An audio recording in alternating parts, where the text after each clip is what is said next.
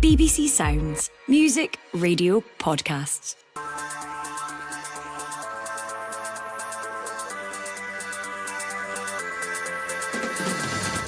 Hello, I'm Phil Goodlad. This is the Scottish Football Podcast with a week to go, no less. Wednesday, the 18th of December.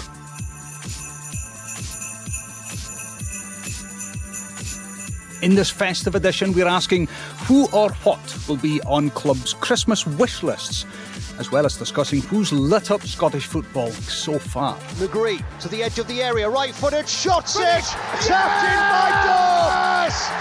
Get him! Ben Dork has been the danger man! And we look back on Celtic's final game in the Women's Champions League and assess their European campaign overall. Sent into the box and swing with the left foot near the front post, headed clear and the ball's knocked in at the back post. It's a third goal before half-time for FC Twente, and it looks like it could be a second own goal of the match. This time, Natalie Ross, the offender. The Scottish Football Podcast. Yes, Christmas in the air. Who better to have than two of Scottish football's favourite elves? Lee Miller, the man extraordinaire at a myriad of clubs over his career, and Craig Telfer, the man that puts G in his middle name like only one other person I know has ever done. And Craig, when you were on before, I was almost ashamed at not realising who you reminded me of, not because you look anything like him, but because of the great William G. Stewart from 15 to 1, because it was pointed out to me after we did the podcast a couple of weeks ago, you know, the only other guy that I know that has G in his middle name is the great William G. Stewart. Oh, that's the first and the only time I have been compared to William G. Stewart, but I'll take it. You could have said something a lot worse, so thank you very much, Phil. Do you not remember that 15 to 1 programme when we would come home from school? It would always be on Channel 4. And old William used to ask these questions and you didn't have a clue what the answers were. And Lee, I remember thinking, when I'm older, I'm going to be able to answer these questions. Still not a clue. Are we both well? Oh, good, thanks, yeah. Yeah, very good, thanks. Listen, plenty to get into, including a wee Christmas chit-chat about where some teams are at as we get into the festive season for 2024. And before we get to that, I want to just quickly touch on Celtic in the Women's Champions League. They rounded off their first ever group stage campaign, Craig Telfer, with a 3-0 defeat away at Dutch side FC Twente. I mean, in the old Ronseal days of looking at something and it being exactly as it says on the tin, Celtic have played 6, lost 6 and only scored 1 goal. That doesn't make good reading, but then you have to weigh that up with the fact that this is their very first appearance in the group stage of the competition. Yeah, I think Celtic will be a bit disappointed with their performance last night because they had an excellent opportunity at 1-0 to score. Amy Gallagher was put through in goal and took a bit of a poor touch, took the ball wide, and then Caitlin Hayes had a good chance to equalise not long afterwards from a set piece, but again the ball seemed to get caught under her and she shot straight at the goalkeeper. And I was really taken by the interviews after the match with the captain Kelly Clark and Elena Sadiku, and basically saying that yes, while on paper it doesn't look like a particularly good campaign, they've taken a lot from it, and I think it's just given them, the players, the squad, the management, a lot more hunger to go and compete in this tournament going forward. You saw particularly from Kelly Clark's interview, she was talking about taking the lead against Chelsea, and she said that Celtic were one of the first clubs to actually go ahead against them, and Chelsea are one of the best women's teams on the planet. And she got quite emotional at one point. She actually had to take a beat and she was kind of jokingly saying, cut that from the interview. So it means a lot to them, and I think they'll just be, for next season, I think the rest of the aim is to try and finish up as high, try and win the SWPL and get back into this competition, because I think, and Leo know this from his time as a player, once you get a taste for playing at such a high level, I think you will want to experience that all the time. I think the other thing, Lee, that we forget maybe on our side of the fence, certainly not you as a former player, is just how different it is to travel to matches. And I know that might sound really silly because in Scotland you're travelling all across the country, but the Celtic team for the first time were travelling around Europe, which means that you're not just getting there the day before the game, but you're getting there, you're having to train, you're having to eat at certain times. And this was all new for the team. Yeah, it's different routines. And like Craig says there, they've got a taste for it now. Just scrap whatever's happened in that. They'll take lots of positives. They'll take lots of, like you say, with the routine and stuff, they're playing against better quality as well every time, and they've contested themselves, and they know now what they need to do moving forward. So, all due respect, the standard in Scotland isn't particularly great, but Celtic are doing really well. They're playing against teams throughout the Champions League, and they will be tested in every aspect. So, no, it'll give them the hunger to go on and kick on in the league season and hopefully get there again and see if they can go on better. Yeah, that's something that Kelly Clark as well touched on in her interview. It was mistakes that they could perhaps get away with in the SWPL. Yeah. You don't get away with at this level of the Champions League. I think the disappointment, not just the scoreline, but the second and third goals they lost were from set pieces. One, Lisa Rogers, the goalkeeper, mistimes a punch and hits it into her own net, and it's an own goal at the back post from Natalie Ross. And these sort of things you might be able to get away with domestically, but when it comes to European competition, you're not going to get away with that. And so it's just a learning process for everyone involved. Lee, dropping from the Women's Champions League to the Championship in the men's game, good win last night for Livingston, closing the gap on Falkirk at the top to just 2 points. Psychologically, how big is that for Livy to be within a win of top spot? Yeah, it will be, but I'm sure Davey will hammer home. It's just, listen, let's just concentrate on ourselves, take each game, cliche, take each game as it comes. Livingston have been a dark horse, so nobody's really spoken about them. Everybody's spoken about how good Falkirk, and all due respect, like Falkirk have been really good. They've played really good football, they've scored loads of goals, but Livingston are just getting the job done, just ticking it off, playing midweek, nobody's really noticing, tick, they're getting a few wins under the belt, and they're so close to Falkirk now, so Davey knows what it's all about to be up there challenging, so it'll not faze him at all. And actually the David Martindale story continues, because there was somebody that it was viewed as a change was required, and maybe it was a good time to make that change after dropping out the Premiership, and here they are, just a win away from Falkirk at the top. Listen, plenty more on that game and where it leaves the Championship at our website.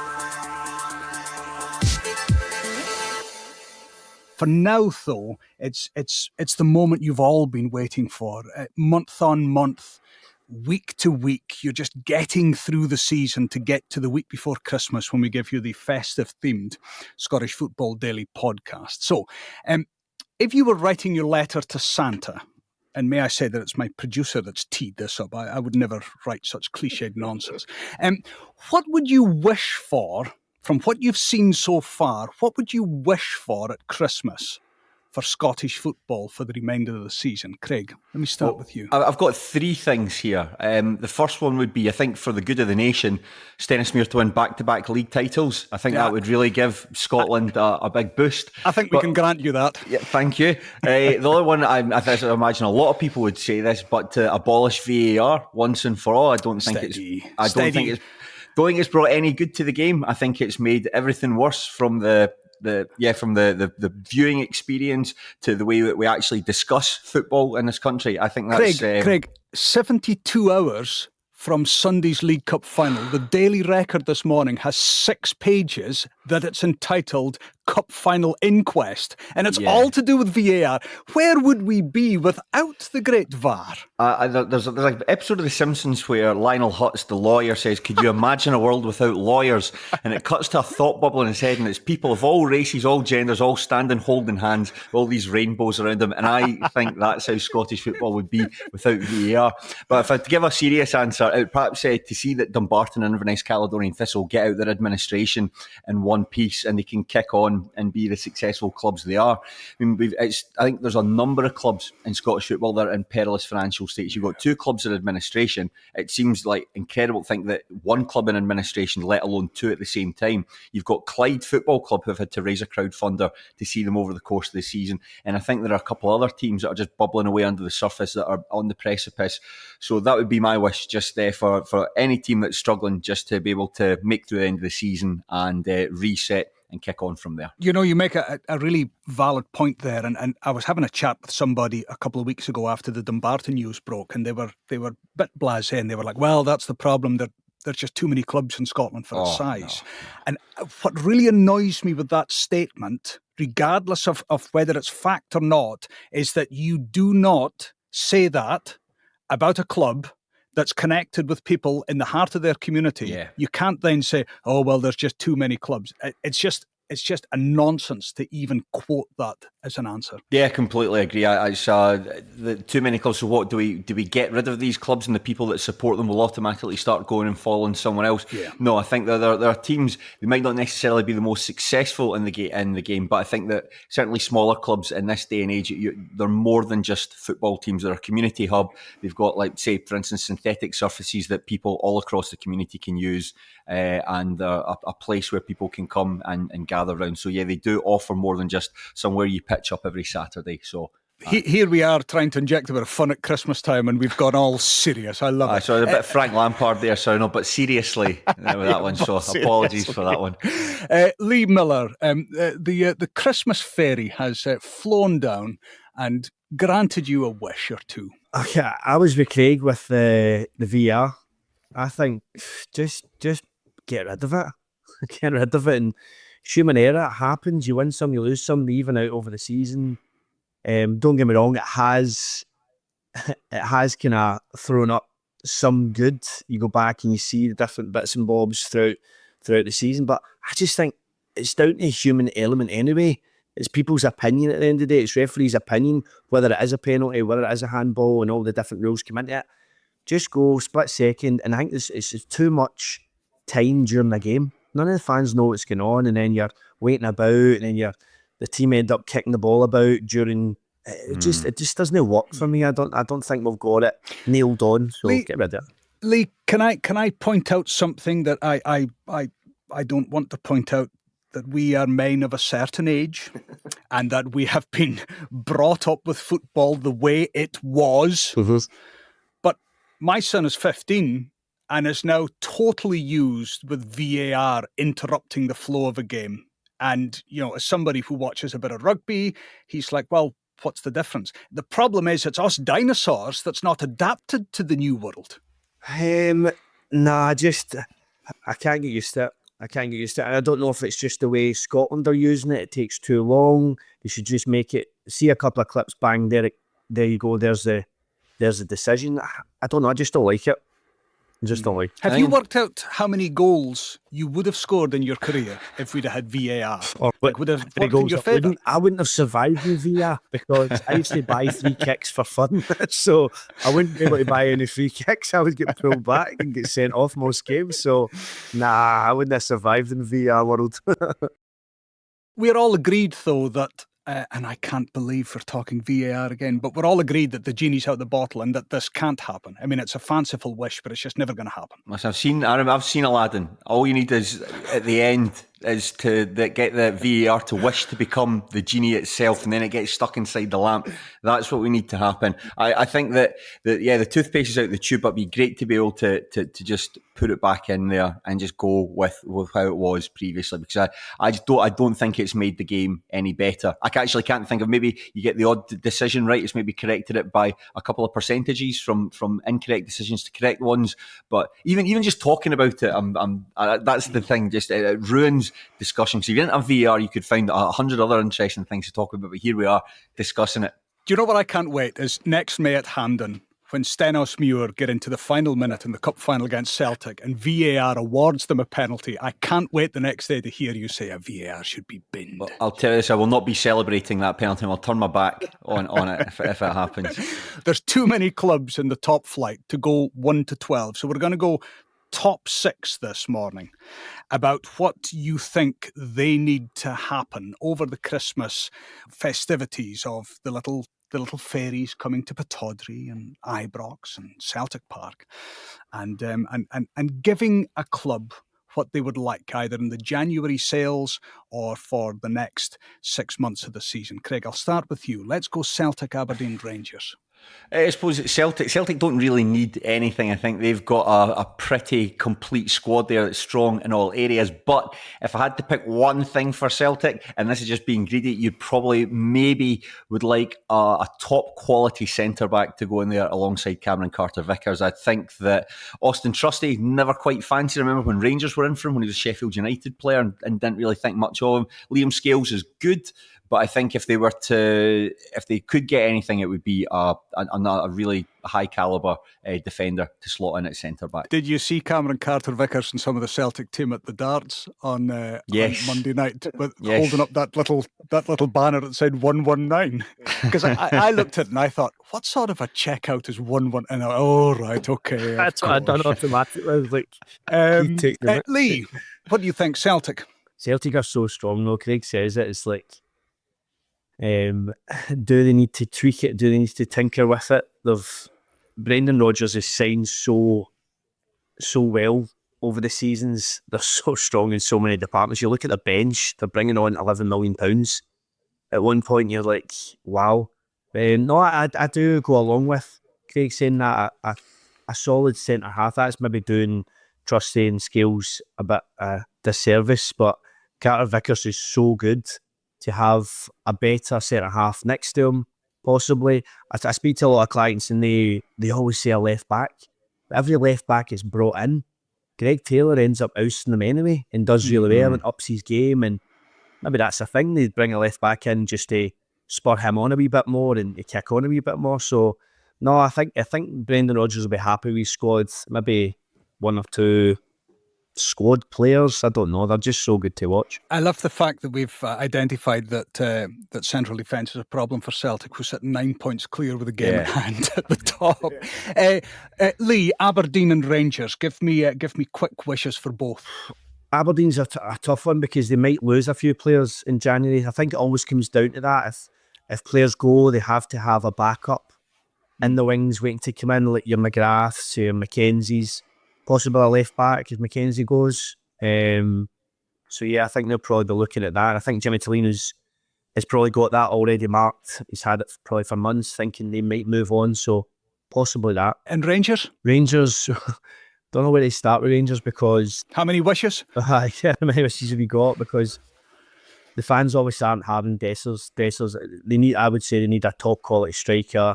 Suter being injured, they need a centre half. They're not having proper either. So striker, centre half to start with. It's not be like that old Aladdin trick in the remake when they tried to get 3 wishes from Aladdin, and one of the wishes was at the end, can I have another 3? And that was like straight away.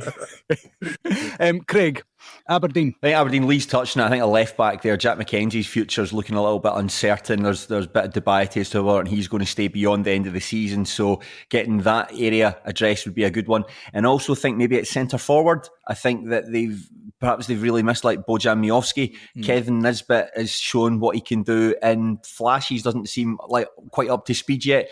And Esther Sokler, you'll get through a power of running through him, but not necessarily the quality in front of goal. So maybe those are the areas that could be addressed. But I've no doubt that Jimmy Tilleen's probably got some guys, some Scandinavian players lined up, some unheralded gems that he's got lined up waiting in the wings to come in January or beyond that. But I think they'll be in a good place when it comes to recruitment again. They seem to have struck gold over the summer, certainly. And at Ibrox, a top wish for Rangers? A wide player with pace. I think the only player that they've got that's really, really fast, Rabi Matondo, and he can't really be relied on. Flits in and out the team. He can play one week, he's out the next. I think he's only completed 90 minutes for Rangers like 2 or 3 times as well. So if you can get like a good player to complement what they've already got there, because I think the Rangers are beginning to show in flashes of what they've got up front, then I think that you could have like somebody who's got a bit devastating. Pace is one thing that excites fans, frightens opposition players. So if you can bring in someone who's got those qualities, then I think that'll be a boon to Philippe Clement's side.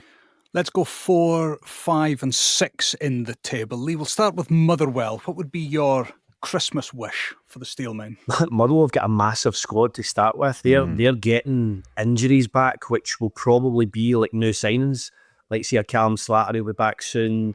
Sam Nicholson's back. There's loads on injury, but they're actually off the injury table now. They're actually running and joining in training, so they'll be like new signings. So I don't know if there's scope to get new signings in at Motherwell, because their squad's so big. So it'll be interesting to see what happens, because these players, I don't know if they can carry that squad.